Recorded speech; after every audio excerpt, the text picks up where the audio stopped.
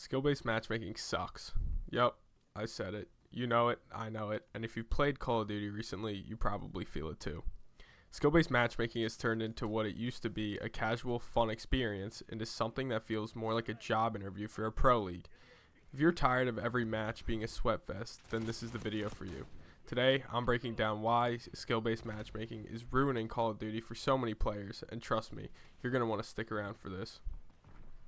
So let's kick things off with one of the biggest issues. Skill-based matchmaking makes every game sweaty. And I don't mean like, hey, I'm kind of trying to win here sweaty. I mean like, I'm sweating so hard I need a towel and some Gatorade sweaty. You know what I mean? It's like every time I queue up, I'm thrown into the final round of a Call of Duty championship or something. All I wanted was to chill out after a long day, maybe mess around with a goofy loadout, but no. Skill-based matchmaking said, here's a match with people who've probably spent the last 3 hours grinding aim labs. You got dudes slide canceling around every corner, drop shotting like their life depends on it. Let's be honest, it's exhausting. Remember when Call of Duty was about just having fun? It didn't feel like a competition every single game. Back in the day, you could have a mix of easy games and tough games, and that's what kept it fresh. But now, it's like Call of Duty's allergic to letting us have a casual time. Skill-based matchmaking forces every match to feel like it's life or death. And I don't know about you, but I just want to have a good time, you know? And here's something even crazier. Skill-based matchmaking isn't just making matches tough, it's also sucking the variety out of the game.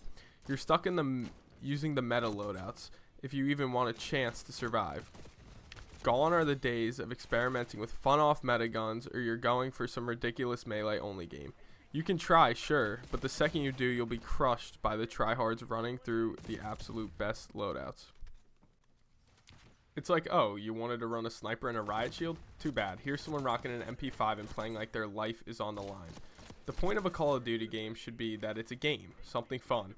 But with skill-based matchmaking, it's like you're forced to play one way and it gets repetitive fast.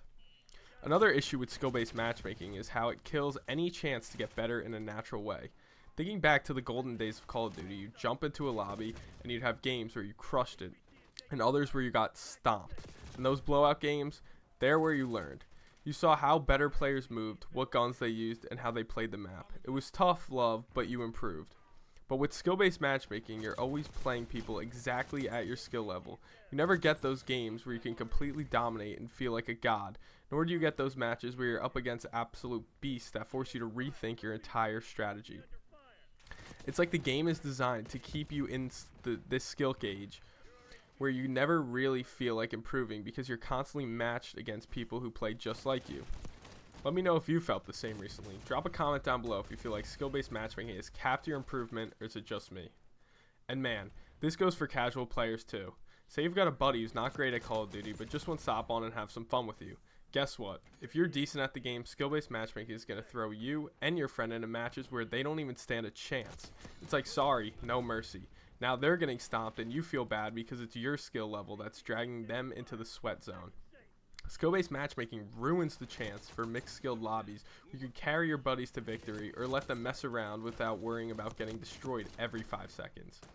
There's no room for fun games where everyone can just vibe. You're either sweating or you're getting wrecked. No in between.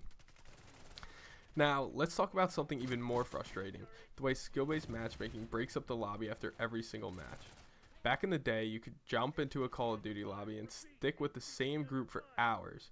You'd get to know the players, maybe talk a little smack, form a rivalry, or even team up. Those were the good old days, right? You knew after the first match who the good players were, who you could mess with, and it gave the game some community vibe. Now it's like, great game, and we're breaking up the lobby. Bye. You can't even stick around to rematch the people you just played with or against. It's like Call of Duty doesn't want us to make friends anymore. Where's the fun in that? The lobby breakup destroys one of the coolest parts in multiplayer, building rivalries and relationships in-game. It's like one of the things that gave Call of Duty personality. Without it, every match just feels like a random queue into a faceless lobby, and that sucks.